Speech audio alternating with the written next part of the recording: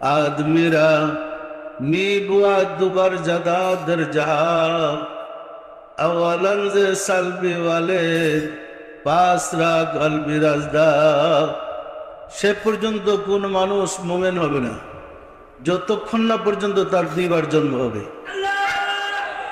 অথচ অজ্ঞতার কারণে বুঝতে না পারার কারণে আমরা ঠাট্টা বিদ্রুপ করি। জাগতিক বিদ্যা শিক্ষা করার জন্য যেমন আমরা বিভিন্ন প্রতিষ্ঠানে অধ্যয়ন করে উচ্চ শিক্ষা লাভ করতে পারি, আধ্যাত্মিক বিদ্যা শিক্ষা করার জন্য আত্মিক কোর্সগুলা কমপ্লিট করলে একজন মানুষের পক্ষে আল্লাহকে পাওয়া, আল্লাহ রাসূলকে পাওয়া সম্ভব। কিন্তু কোর্স না করলে, সাধনা না করলে কোনো মানুষের পক্ষে আল্লাহকে পাওয়া সম্ভব নয়। আল্লাহকে পাওয়ার পদ্ধতি আছে, আল্লাহকে পাওয়া যায় না কথাটা এরকম নয়। আমরা ধরে নিয়েছি নামাজ, রোজা, হজ, জাকাত এগুলা পালন করলেই মানে ধর্মের অনুশাসনগুলো মেনে চললে আল্লাহকে পাওয়া যাবে। এ তো আপনার রুটিন অনুযায়ী ক্লাস করলেন, কিন্তু আল্লাহকে পাওয়ার কোর্স সম্পূর্ণ ভিন্ন। আল্লাহকে পাওয়ার কোর্সের সাথে এই কোর্সের কোনো সম্পর্ক নেই। একজন মুসলমানের ঘরে জন্ম নিলে তাকে নামাজ পড়তে হবে, রোজা করতে হবে, হজ করতে হবে, জাকাত দিতে হবে এবং ইসলামী রীতিনীতি মেনে চলতে হবে। মুসলমানের ঘরে জন্ম হইলি এটা তার মুসলমানের কোর্স, কিন্তু মোমেন হইতে হইলে তাকে আল্লাহ প্রাপ্তির সাধনা করতে হবে। মোমেন হওয়ার কোর্স ভিন্ন। জন্মসূত্রে সকল মানুষই মুসলমান। মুসলমানের ঘরে যত মানুষ জন্ম নিয়েছে সবাই জন্মসূত্রে মুসলমান, কিন্তু জন্মসূত্রে সবাই মোমেন নয়।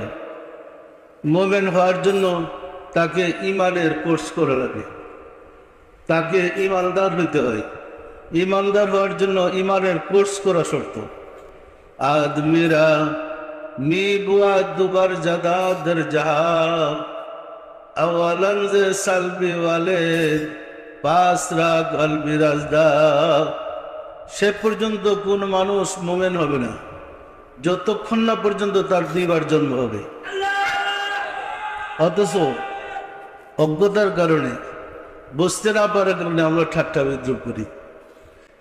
সম্মানিত আশিক রাসূলেরা জন্মদাতা পিতা এবং মায়ের সংমিশ্রণে জন্ম হয় আমাদের দেহে, আর আল্লাহর ওলি বন্ধুর সংস্পর্শে গেলে জন্ম হয় ইমানের।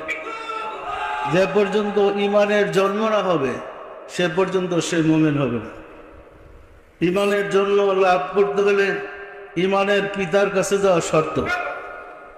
দেহ সৃষ্টি করতে হলে যেমন মায়ের কাছে পিতার যাওয়া শর্ত, মুমিন হইতে হলে ইমানের মানে মুর্শিদের কাছে যাওয়া শর্ত।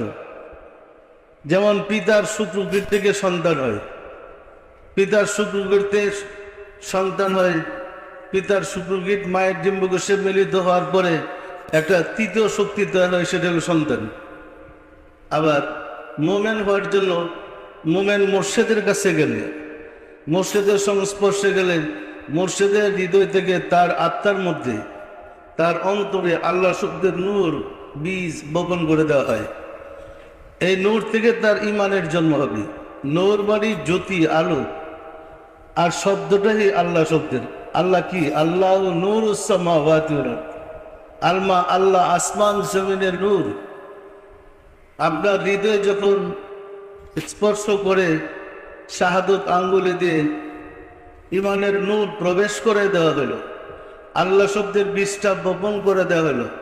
জপ্ত করলে এই বীজটা অবসর থাকবে না, ভিতরে গিয়ে আল্লাহ আল্লাহ জপতে থাকবে। জপতে জপতে স্পন্দন, এরপরে জিকির, তারপরে আস্তে আস্তে ডালপালা মেলতে থাকবে, গাছ হবে, ফুল হবে, ফল হবে। ফলটা ইমান। পরিষ্কার না? পরিষ্কার না?